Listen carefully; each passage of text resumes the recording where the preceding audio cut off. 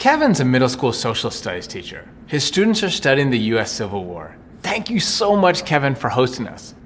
Let's play just a minute of his class. Please watch for constructive responding. What did we talk about yesterday?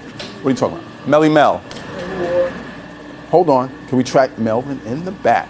Civil War, what about? How the South is fighting for their right for slavery and the North is trying to stop slavery. What might be some of the motivations? Might be the motivations. Might be the reasons for going to fight. Go ahead, Kasim. South wants to keep slavery and North doesn't want to keep slavery, so there's a lot of conflict and argument. Okay, yes, now. I simply love watching Kevin teach. His smile, his energy, his enthusiasm. Without using any extra language, he actively exudes positivity. Now this next clip comes a little later in the lesson. Students are doing group work and Kevin's monitoring the room. He comes to one student who stayed up until 3 a.m. to get everything done. As an aside, it's definitely worth noting that there's just endless research that points to the importance of sleep. That alone is worth its own course and a ton more discussion and consideration by teachers. For now, watch the interaction and then listen to the conversation Kevin and I had. Look, I wrote this down. I did this at 3 in the morning. I know. You did a great job annotating. This is great. Hey, I was with my sister. I was like, No, you too. I know. No, seriously. Like when I went over this during homework check, I could not believe it. I could believe it. It's so good. This may be. I think I'm going to cry. Great job with the annotation. thank you very much. I was so proud. I felt like a proud papa. So you have the constructive responding, which is just so natural to you, right? You have the growth mindset, which is also now totally natural to you, and trying to get that repeatable behavior. So then the character behavior language, which is new to everybody, how does that link in there? Like in those moments where the kids say, man, I was tired when I was reading, and then that girl said, because someone else said I was tired, and then she says it's 3 in the morning. What they were demonstrating was even though they were tired, even though they were frustrated, they kept going. And that's the behavior. So trying to get that in those moments, like you guys kept going when you were tired. You kept going. Like that's grit. Like just trying to get them to, in both those cases, annotation or grit, like that repeatable behavior would be my one push.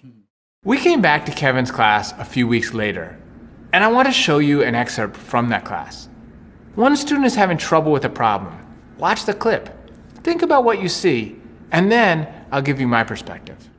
You can work either with someone in your area. You can partner to go through questions 2 and 3 on the Exodusters and the Mexicanos, Los Mexicanos.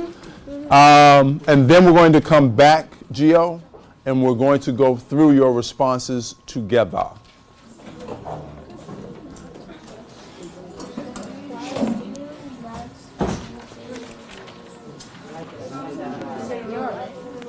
Yes.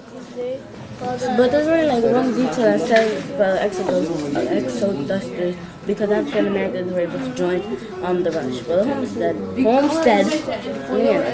And then the What did you annotate? What did you put?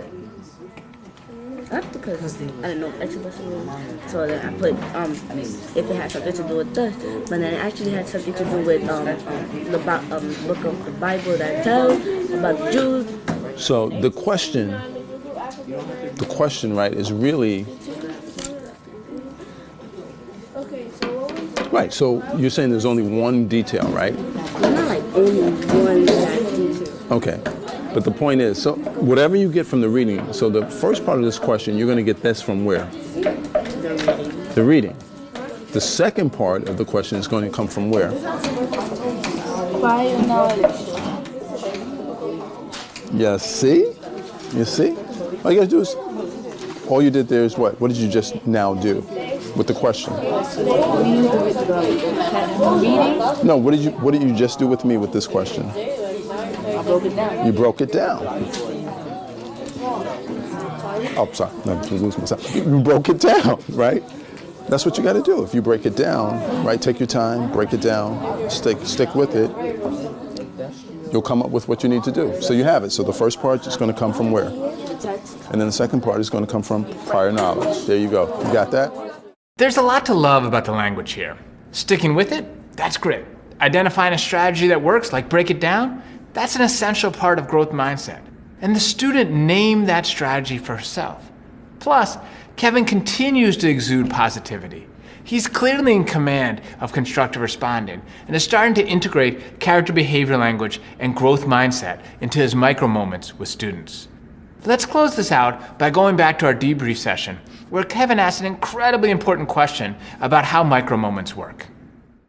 Does each moment have that triangle or? No. Overall, you're doing the triangle, just not all at once. Right? So sometimes it's constructive responding, sometimes it's growth mindset, sometimes it's you work through your frustrations, and so it's the character behavior language. And then at times, occasionally, you get all three. Right? And so you got to use your judgment about when those moments are.